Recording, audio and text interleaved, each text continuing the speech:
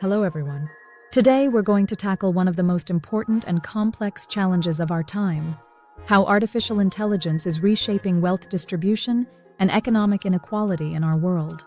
This isn't just about technology or economics, it's about the future of our society and how we can ensure that technological progress benefits everyone, not just a select few. Let me start with something that might surprise you. By 2025, AI is expected to displace about 85 million jobs globally. Now, before you get too worried, here's the other side of that coin. It's also expected to create 97 million new jobs. But here's the crucial question we need to ask. Who gets those new jobs? Who benefits from this massive economic transformation? And what happens to the people and communities caught in this transition? Think about this for a moment. Currently, just 5 companies, Google, OpenAI, Meta, Nvidia, and Tesla, control about 80% of global AI patents. That's an incredible concentration of power and potential wealth in just a handful of corporations. And the wealth distribution numbers are even more striking. Tech corporations control about 68% of AI-generated wealth. Venture capitalists and investors hold another 20%.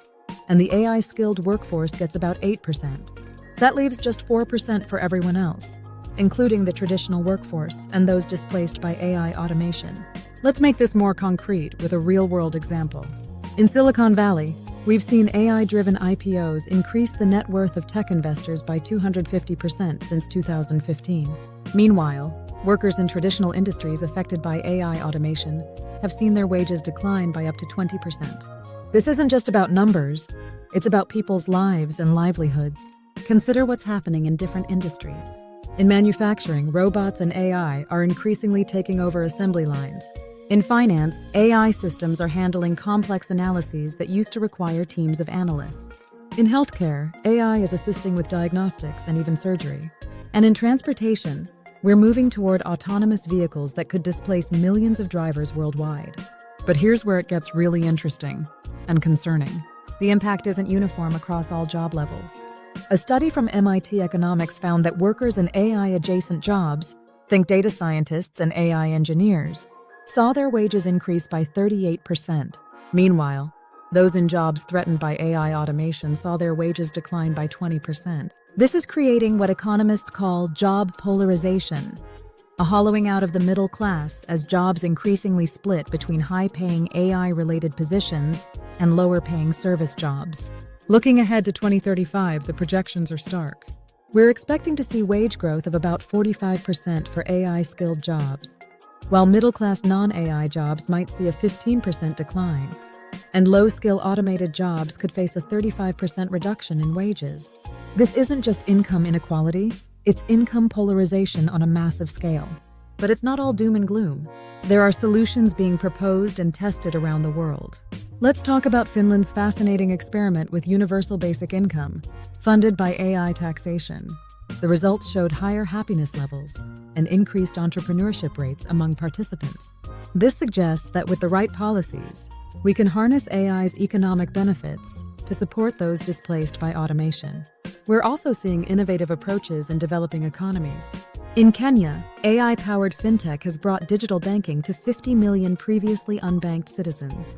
In Ethiopia, AI-based precision agriculture has increased crop yields by 30%. These examples show how AI can be used to create economic opportunities rather than just concentrate wealth. The challenge of AI and economic inequality isn't just about job displacement. It's also about access to AI technology itself. Currently, most AI infrastructure and expertise is concentrated in wealthy nations and large tech companies. Developing nations often lack the basic infrastructure needed to participate in the AI economy.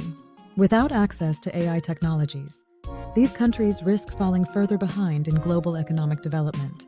So what can we do about this? Governments and organizations worldwide are exploring various solutions. One approach is implementing progressive AI taxation policies, essentially having tech giants contribute to worker retraining programs. Another is providing AI education grants to help marginalized communities gain the skills needed in the new economy. Some countries are exploring universal basic income programs funded by AI-generated wealth. Others are focusing on AI education and reskilling programs. The European Union, for instance, is working on regulations to prevent the monopolization of AI infrastructure and ensure more equitable access to AI technologies. But perhaps the most promising solutions are those that combine multiple approaches. Imagine a system where AI companies pay taxes specifically earmarked for worker retraining and education. Governments provide universal basic income to support people during career transitions. Public funding supports AI literacy programs in underserved communities. International partnerships help developing nations build AI infrastructure. Regulations prevent the monopolization of AI technologies. The key is understanding that this isn't just about protecting jobs from automation. It's about preparing people and societies for a fundamentally different economic future. We need to ensure that as AI creates new wealth, that wealth is distributed in ways that benefit society as a whole. Consider the retail industry as an example of what's coming. AI-powered cashierless stores like Amazon Go are already eliminating traditional retail jobs. Automated warehouses are reducing the need for logistics workers. By 2030, it's estimated that 50% of retail jobs could be AI-driven. This isn't necessarily bad news if we prepare for it properly, but it could be devastating if we don't. The solution isn't to try to stop this technological progress. Instead, we need to focus on 3 key areas. First, education and reskilling. We need massive investments in AI education at all levels, from basic digital literacy to advanced AI engineering. This isn't just about creating more programmers, it's about helping everyone understand how to work alongside AI systems. Second, policy intervention.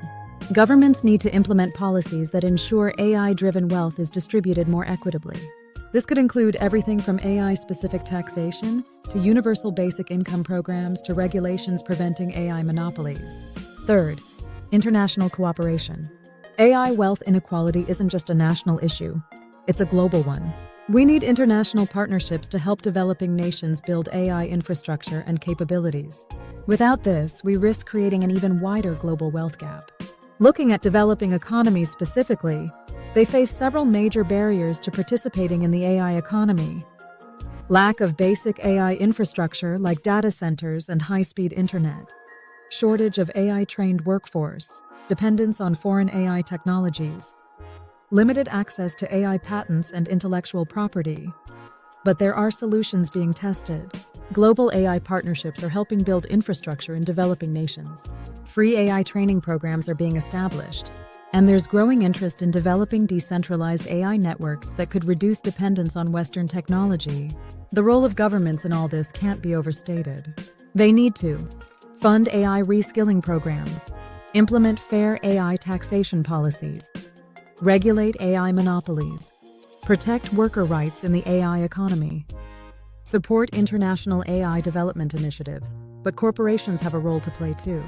They need to invest in worker training programs, share AI technologies more openly, consider the social impact of their AI developments, contribute to AI education initiatives, support economic inclusion programs. And let's not forget about individual responsibility. As members of society, we need to stay informed about AI developments, advocate for fair AI policies, pursue ongoing education and skill development, support initiatives for equitable AI access, participate in discussions about AI's future. The challenge of AI-driven inequality is complex, but it's not insurmountable. We've faced similar challenges before. During the Industrial Revolution, the rise of automation, and the digital revolution. Each time, society has found ways to adapt and ensure that technological progress ultimately benefits everyone. But this time, we have an advantage. We can see these changes coming. We have the opportunity to plan and prepare, to put systems in place that ensure AI's benefits are shared more equitably. The question isn't whether AI will transform our economy. It's whether we'll shape that transformation to create a more equitable world. As we look to the future, we need to remember that AI is a tool, perhaps the most powerful tool humanity has ever created. Like any tool, its impact depends on how we choose to use it. Will we allow it to exacerbate existing inequalities? Or will we use it to create a more equitable and prosperous world for everyone?